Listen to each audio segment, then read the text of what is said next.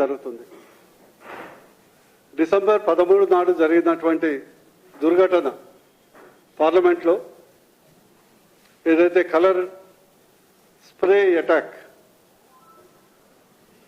ఏదైతే 5 నిందితులు చేశారో అది కూడా డిసెంబర్ 13